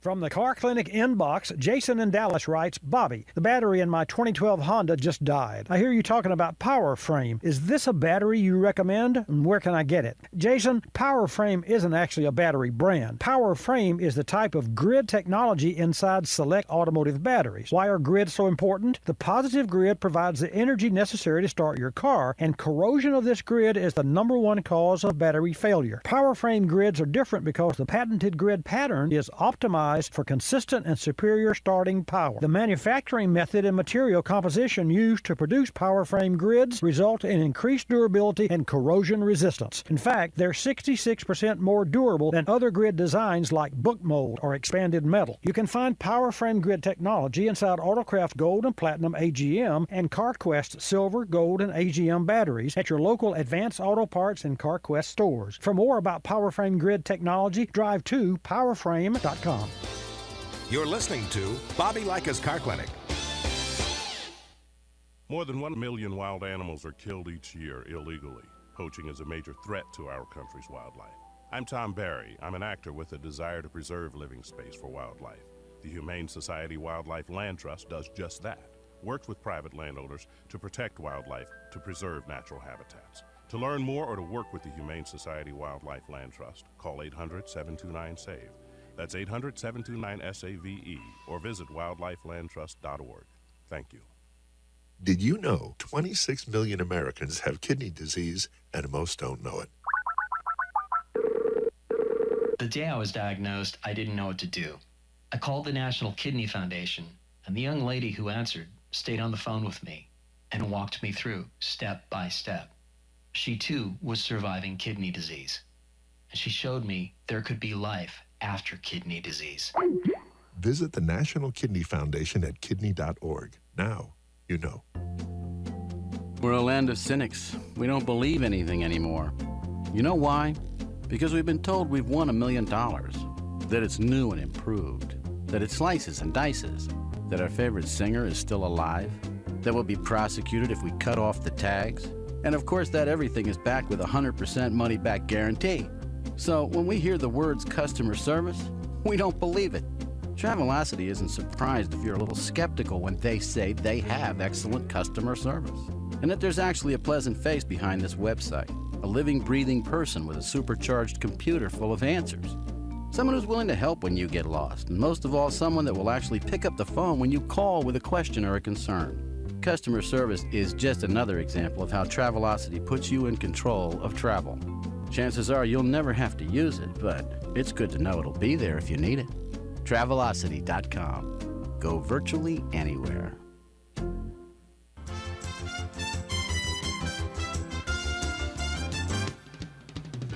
And now back to Bobby Likis Car Clinic and your host, Bobby Likis. And welcome back to this segment of Bobby Likis Car Clinic. Glad you tuned in. Just remember, every Saturday from 10 till noon Eastern Time, we come to you at your local AM and or FM station, and also at Watch Bobby Live, and a host of other social media, with Facebook and Twitter and YouTube and all those sorts of things. So if you miss part of the program, you can always tune in later and hear it. Podcast will be up and running shortly after the program so that you can have it downloaded automatically. I had a gentleman to call me one day and said, I'm listening to your program. I've downloaded 44 versions, and I listen to them when it's convenient for me, and I'm working on my car. We'll go back to the phones now. We'll take your call at 888-227-2546. 227-2546. Miss Jan will put you in the queue at 888, and I will put you on the air. We're talking with Stan. Stan, let's pick up where we left off. I'll turn the mic back to you. Well, I think that an interesting thing that came about from your conversation about how we learn so much from modeling the people that are driving when we're young and that kind of stuff. And so I've tried to refresh myself as, well, where did I learn how to adjust those mirrors anyhow? Well, I remember I got one on the left side because there weren't a lot of 4 lanes, and I adjusted that thing so that I could see what was happening behind me. And now that I'm driving on 4 lanes so much and interstates and that kind of stuff, I really need to know what's happening beside me. So I've been able to do that, and I found that some people can. It seems like an awful lot of people can't. My granddaughter said that she was learning in driver's ed that she was supposed to put her hands at 2:45 on the steering wheel. I said, oh my gosh, no, 10 minutes to 2. So I started researching that, and now I drive at 2:45 because I realize that there's an airbag there between my elbows, and I don't want that thing making my arms, if I get in a crash situation, I don't want that thing pinning my arms back, hurting them. Well, there's no question. Ergonomics, and some cars are just more comfortable than others. And just quickly, the Miata, for example, the Miata is America's most owner-raced vehicle in the history of all vehicles. And you know I own one, right? I had forgotten that you did. And but part of that is because it just feels good, and I actually had a Miata delivered to me a couple of years ago or a year ago, and you lay your hand to the right and it's right on the gear shift. You put your feet straight out, and there's your brake and your gas. I mean, and the steering wheel is everything's fits. It's like you wear the car like a glove, and yet it doesn't feel tiny. And then it has a 51% 49 51 front, 49% a ratio of weight to front, and so that makes the car very maneuverable, and it handles like, actually could make one think that one's a good driver, which I think for anyone who thinks he or she is a good driver, all it takes are a couple of accidents and you find out you're just not quite as good a driver as you thought you were. But I won't go into that. But anyway, hey, thanks so much for your reach out, and it's very interesting how we shall see and we will see the safety features of cars that become mandated in automobiles and also increase the price of the cars. But if you look at the lives lost and you look at the lives saved with airbags and those sorts of things, then it puts things in perspective. Hey, thanks, Stan, for your call. Always great to have you. Thank you. Now let's take a call from Jay from Lima. Jay, welcome to Bobby Likis Car Clinic.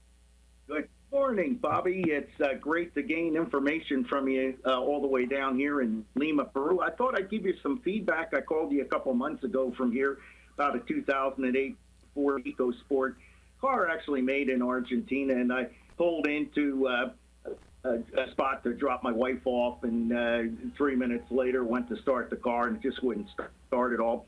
And we were looking at the starter, pulled the starter, saw nothing wrong with it, and but for preventive measures, replaced the brushes and everything, snapped it back on, and put it back on, and same problem as before. So we started looking at the keys, and it was a car I borrowed from my brother-in-law, and we had my nephew come by with the other key to rekey the first key. Well, the other key, we put that in, and the ignition worked just fine. Right. So we knew that the key was the problem. And I, on my next trip back to the States, I took the bad key with me and went to a key shop that pulled out the chip inside the key. And the fellow said, "Oh, it looks like a standard Mazda chip." And he gave me another chip and brought it back down here and rekeyed it. But, I turn wrenches on older cars that don't have the chips in them. And is that a common problem, Bobby, with the chips in the cars? Well, GM has had,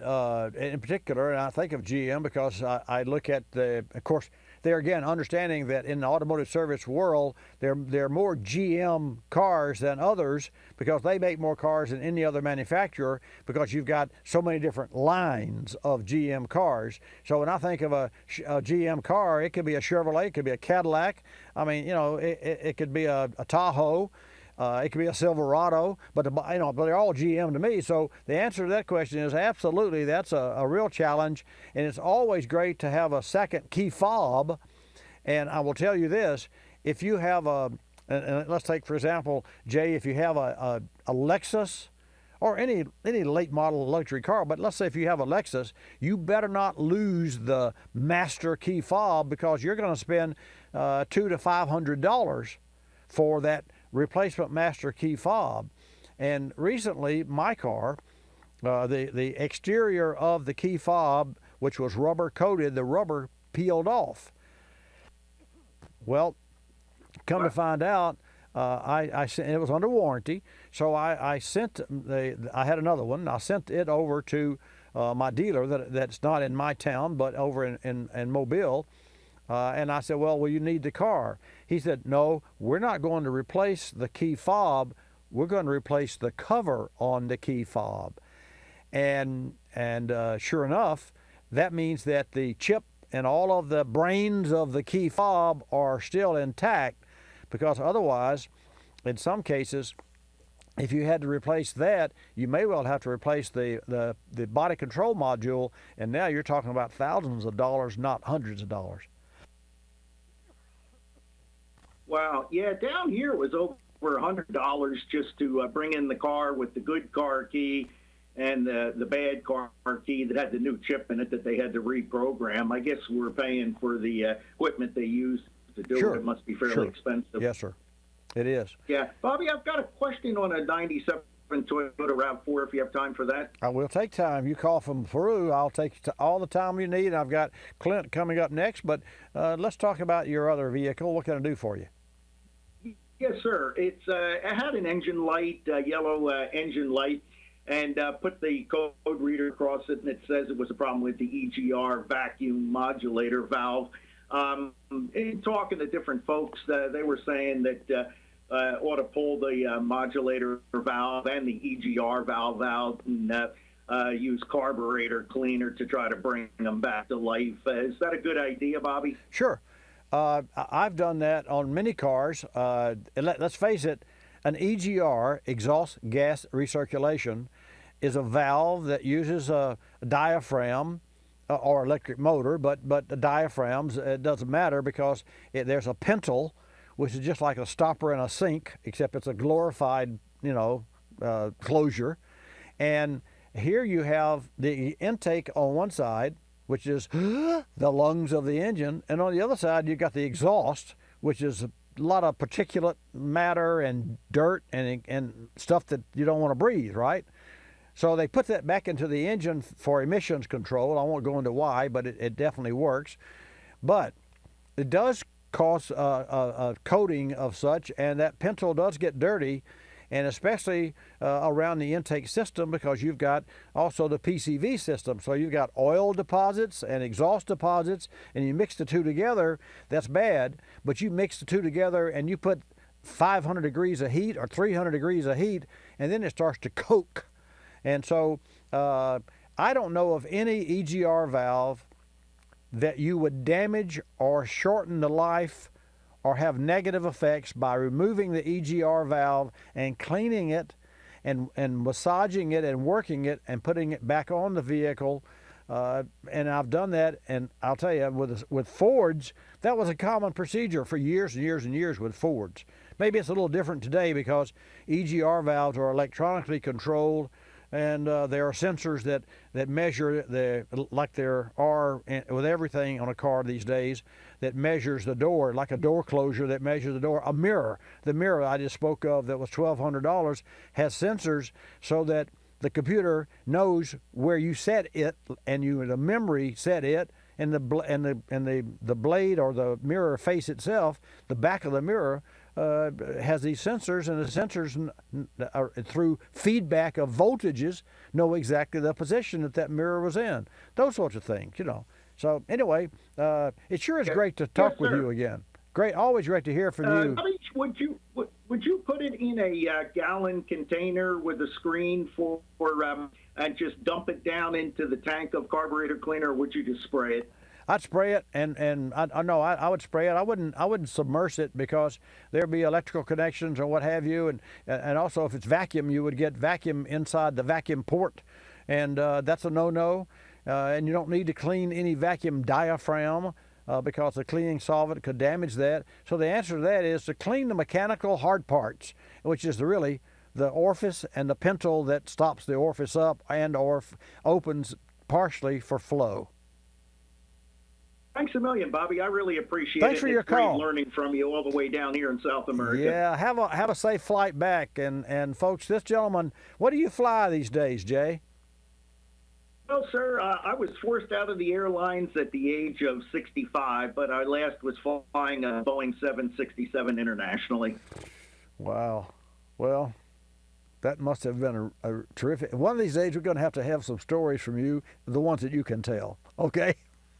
Oh, yes, sir. I was in the Coast Guard for 20 years and flew helicopters and the Falcon jet there. So I've got some stories for you, Bobby. Okay, my friend. Hey, thanks for calling. Look forward to hearing from you, and safe flight home.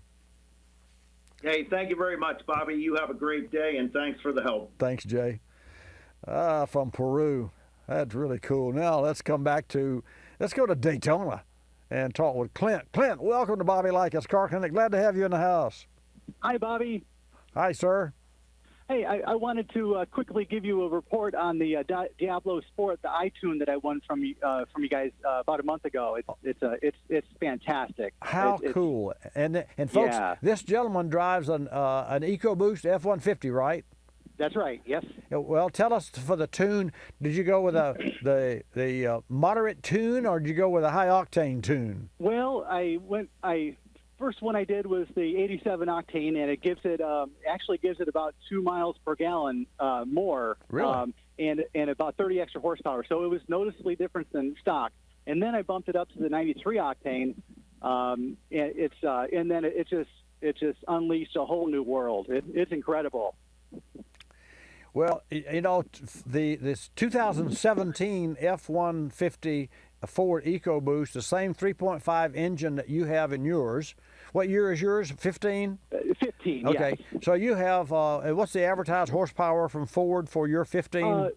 375 horse. Okay, so they initially came out at 340, at 350, and now it's 375, and now the Raptor has 450 horsepower, and so I thought how cool it would be to take an engine. We know it can produce 450 because Ford's doing it, so why don't we bump up the one that we have? And I don't know how many people there would be out there, Clint.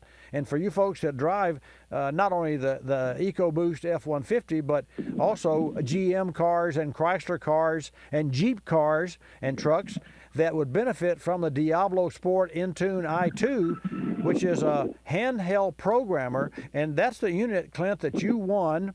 And tell us about, just in a 30,000-foot view, how it was to install the program. How easy or how hard? It was a breeze. There was basically you get on your computer and you download the software. You download the VIN number, basically telling you what you have, what engine you have, and then it will once you have the update done, you take the handheld device and plug it into your OBD2, and a series of ons and offs with the ignition switch, it's tuned, and then you just start it up and run like regular. But it's a tremendous difference in performance and torque. I mean, it's got the torque of a big block. A big block. Now listen to this. Yeah. Now think about this. What you're saying here. Here we have an F-150 that, for years and years and years, if it did not have a V8, to think of a six-cylinder in a Ford would be sacrilege. And yet, 64% of all F-150s have the EcoBoost. And then here's an owner, folks, that has a V6. And he's talking big block. And big block means like 427s, the big blocks that we thought of in the classic cars and the muscle cars. So what about and my final question would be, the gas mileage, if you've had time to test with 93 octane and the high performance, if you could keep your foot out of it. Yeah, it's basically the same. There's very little difference in fuel economy. But you do get you get 2 miles per gallon more with the 87 octane tune, which is enough power for daily driving. But if you want to go out there and hot rod around, there's a very little difference in fuel mileage. Well, congratulations and thanks for your call. I'm really glad that you had the opportunity to install it and you won it. Thanks always, and good luck. Let us hear back from you again, folks. That's the end of this hour of Bobby Likis Car Clinic. I'm Bobby Likis. Like us, you'll love us. This is Bobby Likis Car Clinic. Bobby Likis Car Clinic is a copyrighted presentation of Car Clinic Productions Incorporated and may not be reproduced or rebroadcast without the express written approval of Car Clinic Productions Incorporated.